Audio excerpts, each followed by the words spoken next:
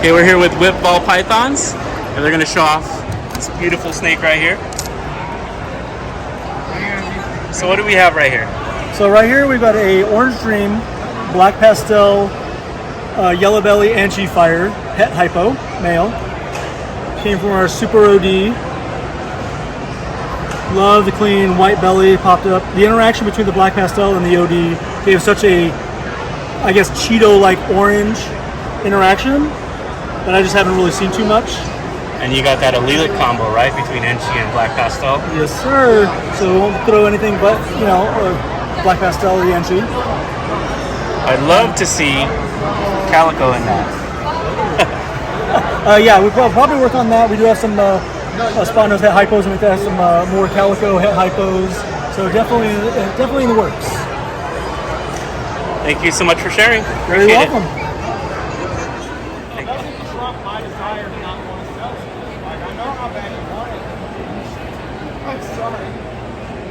They have little legs. I like fly rivers, but unless I get an adult pair and I have like, I mean, I would like to breed them before I die.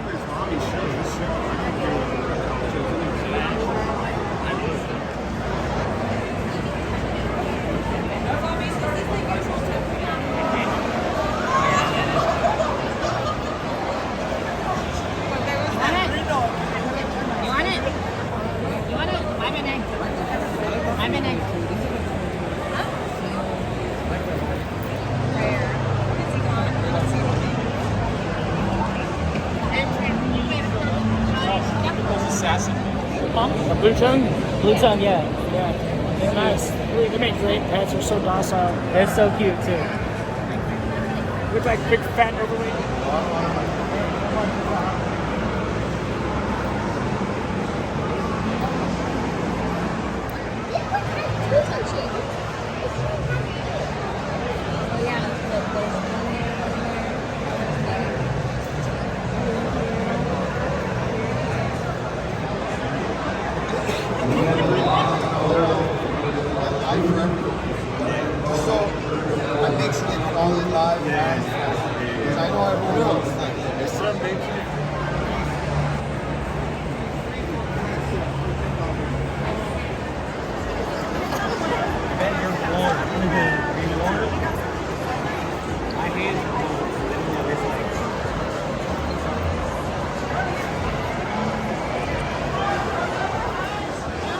So we're here with Ivy pythons, and we're gonna take a look at this incredible cinnamon Lori VPI xanthic. So you got all those dark genes mixed in with VPI. It's making this incredible snake.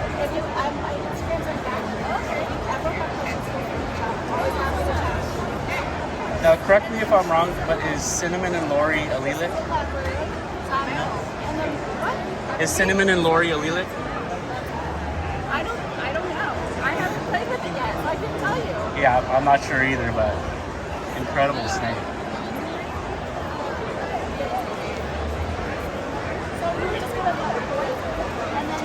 Thank you so much for sharing.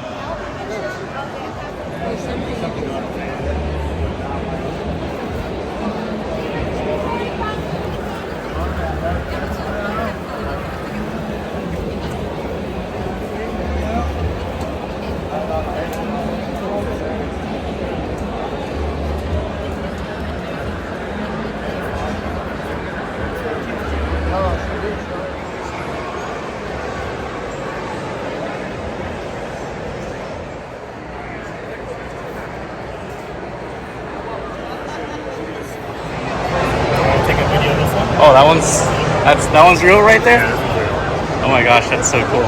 You want to talk about it a little bit? Yeah, so this is the Hercules beetle. The Latin name is Dynastes Hercules. They can live up to 1 year, and the current world record for its size is 183 millimeters. So this is like the longest beetle in the world. Do you breed them yourselves? Yes. Yeah, James over there, he breeds the beetles. I help take care of the adult beetles. That is so cool. And do you sell the larva as well? Yeah, we sell the larvae here. We also have a website if you're interested. Yeah, I'll definitely check that out. How easy are the larvae to raise? Generally, it's pretty hands-free. If you know how to do it, you know, it's not a lot of work. And it might be just keeping in a container with like flake soil and changing about half of it every 3 months until it's ready to emerge. And they consume this flake soil? Yeah, they consume this flake soil. It's been prepared in a way that allows them to consume it. And how about their temperature requirements? Temperature requirements are mainly like room temperature. I would say is ideal. That is so cool. Thank you so much for sharing. You're welcome. Okay, so we're here with BPD Inc. and they have some amazing ivory blue tongue skinks. Do you want to share one with us?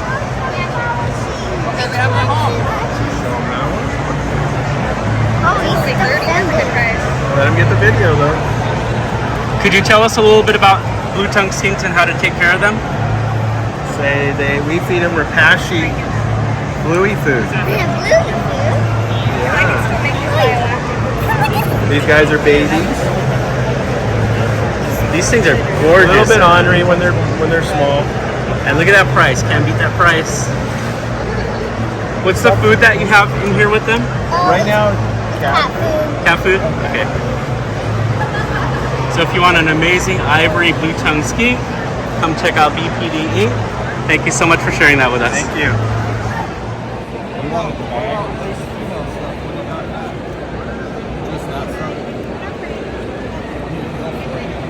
Redhead. So we're here with Josh from the Ball Python Shed, and he's going to show off some of the redheads that he has here.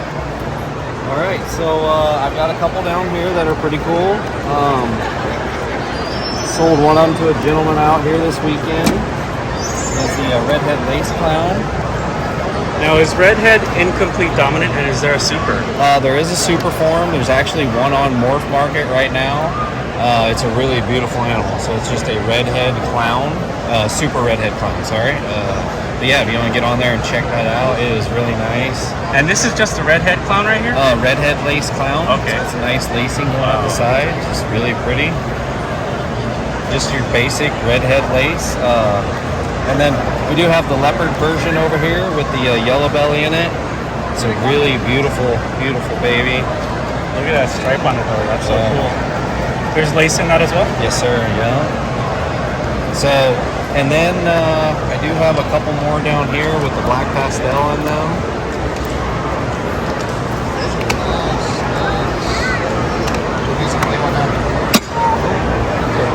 So the redhead, black pastel, yellow belly clown. It's got the nice, pretty redhead head stamp on it. It's hard to capture on video how vibrant the snake is. Yeah. It's amazing. The belly does light up really nice under the light. Beautiful. Yeah, I'm really loving what it's doing. I got a couple of more animals at home that, you know, need to eat and shed and all that before we bring them to the show. But we should have them at the next couple shows to show everybody. And it's making some really fun stuff, so I'm excited about it. Yeah. Thank you so much for sharing. Yeah, thank you for coming over.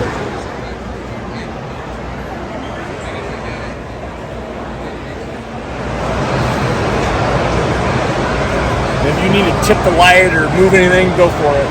Are you Team Monarch, Ultramel, or anything? All Monarch, but I totally think Ultramel's great. And so I tease some friends, but at the end of the day, I think Ultramel and Monarch are, you know, both have their ups and downs, and they're both great animals.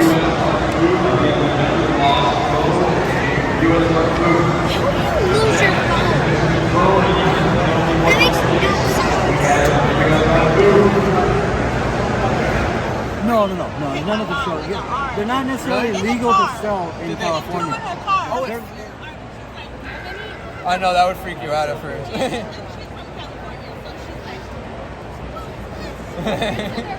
We have the cat eye mantises. The what? So here we are with Adrian from Gene Chasers. Hey, what's up, everyone? 403 Fauna, Love Mark's channel. Adrian. I'm Adrian from Gene Chasers. Nice to meet you all. What morphs do you work with? I work with mostly clown, hypo, and trying to get us some desert ghosts. So, Is there any particular booth you recommend for us to take a look at today? Yeah, I got a really nice booth.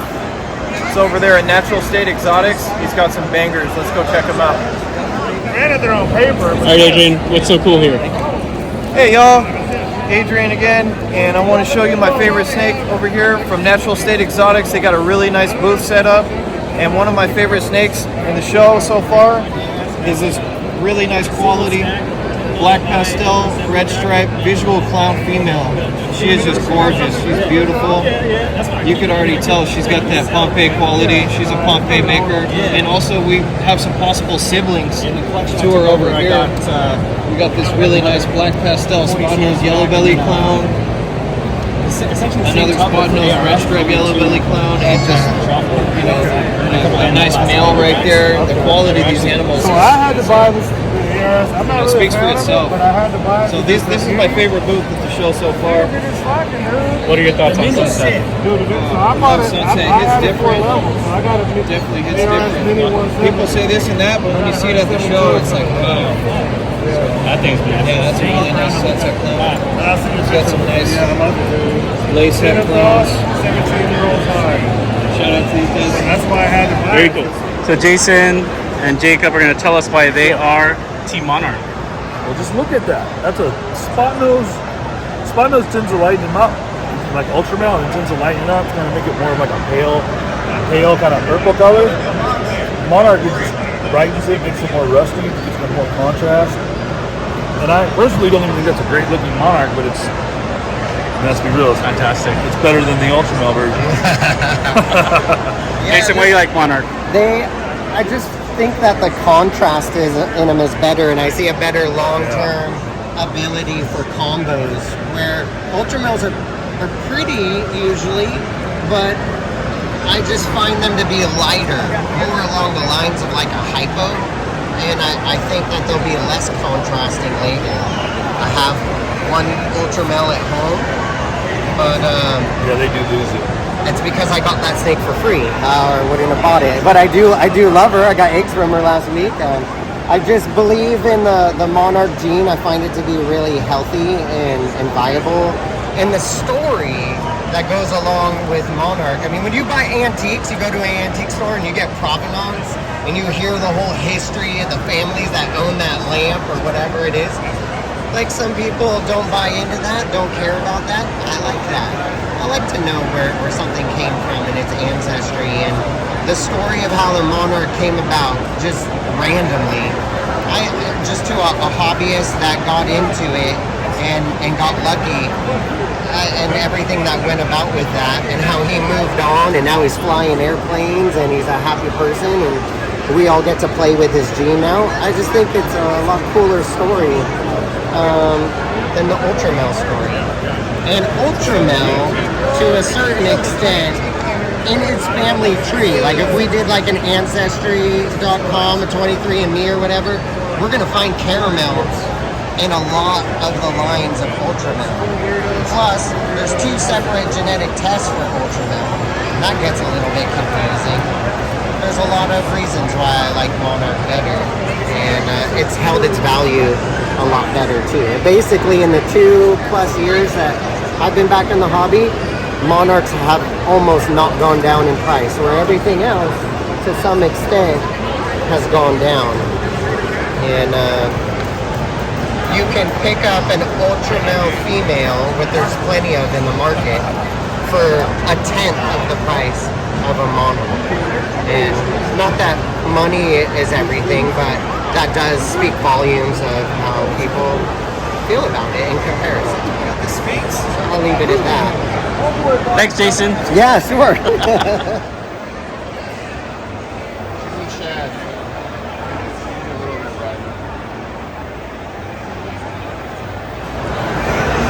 So we're here with Danny of Portuguese Pythons, and he's got some amazing Ultramels here. Now I found these two fascinating because there's only one difference in their genes. This one has Enchi, this one does not. They're both blackhead leopard Ultramels, and just the color difference between the two, just from that single Enchi gene. Crazy.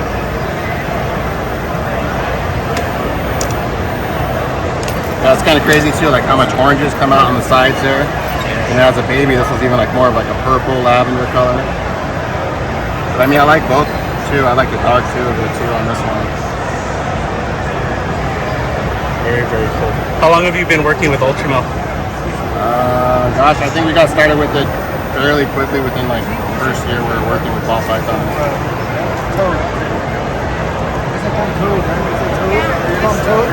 And here we got a super blackhead. That's crazy. Nice. I noticed that this one you put possible super. Yeah, I mean, I don't know if just the leopard's blowing out that pattern. This one just gives me more, they're just the super black. See the difference? This is more bubble. Yeah. And this one's just a little bit blown up on the sides. So it may as well could be super, and it's just a different variant of it. That's good.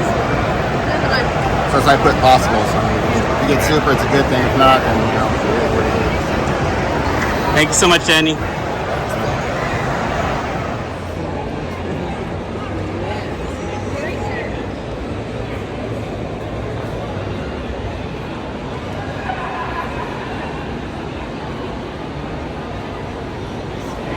Here we're with Ballsy Pythons, and they're going to be sharing with us these twins that they have. Yeah, so these two are Hypo black pastels. They're possible red stripes. They take them a red stripe, 100% head Hypo female. Yeah, so these two came out last year in August, so they're almost a year old. And they were the tiniest things. They were 25 ounces when they were born each. 25 grams. Or sorry, 25 grams, yeah. And so they've grown beautifully, as you can see, super bright. Hypo is one of our pet projects, so they are one of our first ghosts to be born or hatched out. This is a clutch meat as well. Yeah. So yeah, we're hoping to have some more Hypos this year, so hopefully we'll be able to share those along with as we go on. Now, do you think these two are identical twins? Because I'm looking at the patterns, and you know there is a little bit of variation, but if you count like the dots on the stripes, they seem to be very, very similar. Yeah, they are super similar. They're both females, and their genetics are identical. So their genetics are identical, but yes, you do see some variation between their patterns, which makes them individual, but genetically they're the same. And that Hypo with black pastel looks incredible.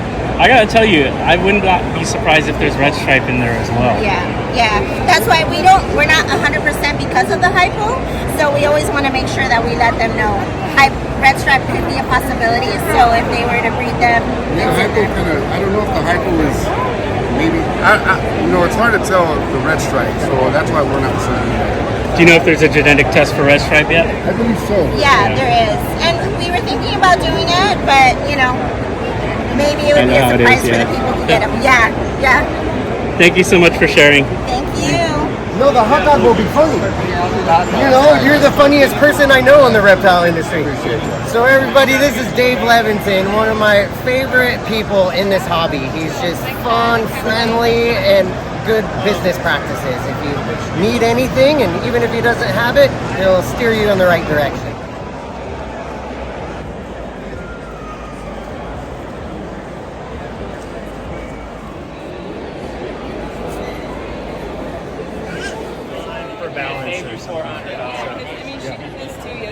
Yep, totally normal. Totally normal.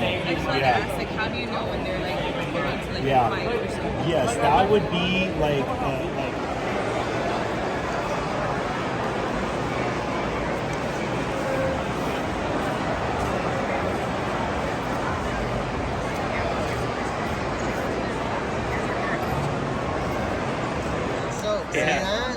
So I'm moving up to Big Bear, so I could like if you guys are looking to like build up on some PVC options for like you want to throw. I've never spoken with them, but the logo is kind of fun. This girl's fucking badass.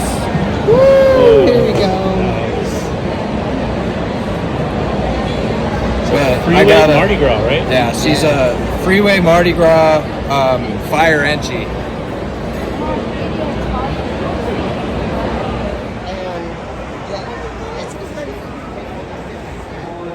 U.S. Arc Timberline will give you bulk quantities of crickets and worms.